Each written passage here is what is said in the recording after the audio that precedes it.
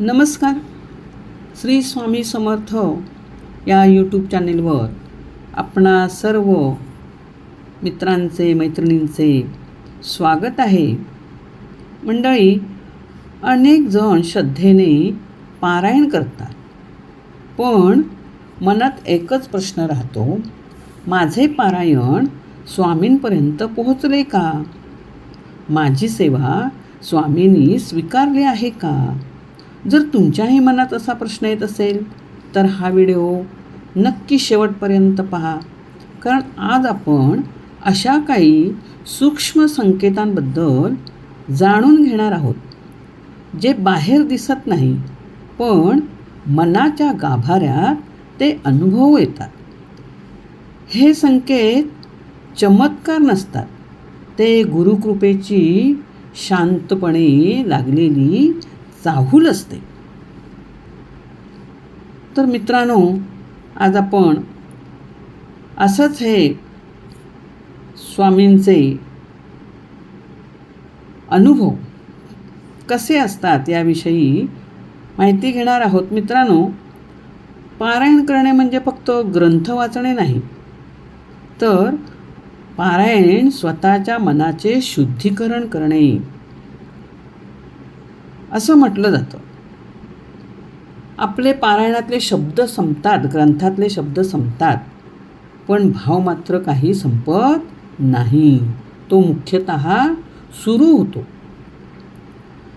पारायण यशस्वी झाले की नाही याचे उत्तर बाहेरच्या जगात नसते, तर ते कुठे असते? आपल्या अंतःकरणात. आता त्या अंतःकरणात ही जे बदल घडतात ते कसे काय? आपल्या अंतःकरणात कसे काय हे आपल्याला दिसतं, याचं आपण आज माहिती घेऊया किंवा याचं निरीक्षण करूया. पहिलं म्हणजे मनाला शांतता मिळते. पारायण पूर्ण झाल्यानंतर आपल्याला अचानक हलकं हलकं वाटायला लागतं. ज्या गोष्टींची सतत आपल्याला चिंता वाटायची, काळजी वाटायची, त्यांची तीव्रता कमी होते. समस्या ह्या तिथेच असतात, पण त्या पेलण्याची किंवा त्या झेलण्याची शक्ती आपल्यामध्ये वाढते. ही शांतता म्हणजे गुरुकृपेची पहिली चाहूल असते. दुसरी चाहूल म्हणजे आपल्याला नामस्मरणाची ओढ लागते. पूर्वी आपल्याला समजा नामजप करायला वेळ मिळत नव्हता, पण आता काय होतं, मन स्वतःहून सांगायला लागतो, चला नामाची वेळ झाली, चला नामस्मरणाला 5 मिनटं नामस्मरण करूया, असं आपल्याला स्वतःहून आठवतं. म्हणजे आपलं मन स्वतःहून तयार होतं आणि मग आपलं या नामस्मरणाला आपण सुरुवात करतो. जेव्हा नाम ओझे राहत नाही, तेव्हा आपल्याला त्या नामस्मरणामध्ये आनंद वाटायला लागतो. म्हणजे मग समजायचं की पारायणाने आपल्याला स्पर्श केलेला आहे. पारायण आपल्या मनामध्ये रुजलेले आहे, अंकुरले आहे, असं म्हणायला काही हरकत नाही. त्यानंतर दुसरी चाहूल आपल्याला म्हणता येईल की आपला अहंकार, आपला राग कमी व्हायला लागतो. हे यशस्वी पारायणाचे सर्वात मोठं लक्षण आहे. मात्र आपल्या स्वभावामध्ये आपोआप बदल होतो. आपला राग कमी व्हायला लागतो. इतरांना माफ करण्याची आपल्याला सवय लागते किंवा आपल्यामध्ये ताकद वाढते. आपल्यामध्ये काही गोष्टींचा अहंकार असतो, तो हळूहळू कमी व्हायला लागतो किंवा तो वितळूनच जातो. कारण पारायणाचा खरा परिणाम आपल्या हा मनावर होत असतो. त्यानंतर पूर्वी आपले जे मार्ग असायचे, कुठल्या अडचणी आल्या की ते आपल्याला सापडायचे नाही. महत्त्वाचा मार्ग कुठला आहे हे आपल्याला समजायचं नाही. अनेक मार्ग समोर असायचे, पण त्यातला योग्य मार्ग कुठला आहे हे आपल्याला कळत नव्हतं. म्हणजेच आपल्याला आता एखादी समस्या आली तर त्याचा आपल्याला योग्य मार्ग सापडतो. पूर्वीसारखा आपला गोंधळ होत नाही. आपलं अंतर्मन लगेच आपल्याला दिशा दाखवतो. आणि अनेकजण म्हणतील हा योगायोग आहे म्हणून, पण तो योगायोग नसतो. ती आहे पारायणाची चाहूल, पारायणाची प्रेरणा किंवा आपल्या गुरूंची प्रेरणा आहे. त्याचप्रमाणे आपल्याला संकटातही विश्वासून आपण राहतो. काही माझं अडत नाही, म्हणजे पारायणानंतर संकट संपतील असे नाही, तर संकटे आली तर ती संकट कशी झेलायची याची आपल्याला शक्ती मिळते. संकटांवर मात करण्याची परिस्थिती निर्माण होते. आणि मग आपलं मन म्हणतं की स्वामी आहेत किंवा जी आपली तुमची कोणती उपास्य देवता आहे त्या देवतेचं तुम्ही स्मरण करताना म्हणता, आहे ती माझी उपास्य देवता, आहेत माझे गुरु, ते पाहून घेतील, ते करतील काही ती काळजी, ते करतील काही ती त्याची व्यवस्था. हा विश्वास आपल्या मनामध्ये निर्माण होतो. म्हणजे हा विश्वास तर खरी आपल्या पारायणाची कमाई असते. त्यानंतर आपल्यामध्ये सेवाभाव वाढतो. वेगवेगळ्या सेवा करण्याची इच्छा आपल्या मनामध्ये निर्माण होते. आपण जे काही पारायण किंवा देवाचं नामस्मरण वगैरे करत असतो ते आपण फक्त स्वतःसाठी मग करत नाही, ते इतरांसाठी सुद्धा करण्याची आपली इच्छा निर्माण होते.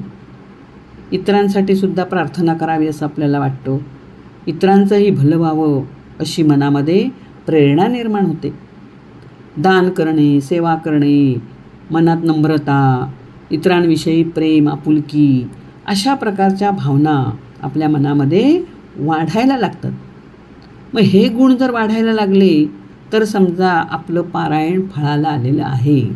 आणखीन त्यात आपल्याला इतर प्राण्यांविषयी सुद्धा दया निर्माण होत असेल, गाय किंवा इतर मुके प्राणी, कुत्रा यांच्याविषयी आपल्या मनामध्ये जर करुणा असेल, दया येत असेल, तरीही ही पारायणाचीच काय आहे, चाहूल आहे असं समजा. त्याचप्रमाणे आपण जेव्हा जर चांगलं काम करतो किंवा योग्य काम करतो तेव्हा आपल्याला गुरूंची तिथे उपस्थिती जाणवते.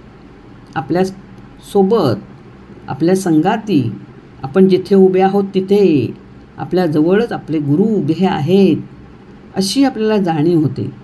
म्हणजे हे सर्वात सूक्ष्म लक्षण आहे. मात्र ते आपल्याला अनुभवायला थोडा वेळ लागतो, पण तुमची एकाग्रता असेल तर तुम्हाला ते जाणवणारच. तुमची श्रद्धा असेल, गुरूंवर विश्वास असेल, तुमच्या पूजेवर, तुमच्या पारायणावर, तर तुम्हाला हे जाणवल्याशिवाय राहणारच नाही.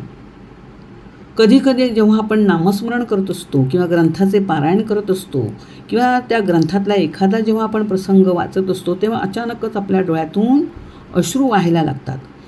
त्या प्रसंगाला आपले डोळे भरून येतात. कधी समोर आपण उभं राहिलो तरी आपलं मन शांत होतं आणि त्या मूर्तीकडे, त्या फोटोकडे, त्या तसबिरीकडे आपण पाहावं आणि आपल्याला त्यातून आनंद मिळावा, आपलं मन शांत व्हावं, अशा प्रकारची मनाची स्थिती निर्माण होते. काही वेळेला काहीच कारण नसताना आपल्याला आपल्या सद्गुरूंची, आपल्या देवाची सारखी आठवण येते. आता हे जे अनुभव आहेत ते प्रत्येकाला सारखेच येतील असे नाही. ज्याची त्याची मानसिक स्थिती, मानसिक परिस्थिती, श्रद्धा, विश्वास हे वेगवेगळं असणार आहे.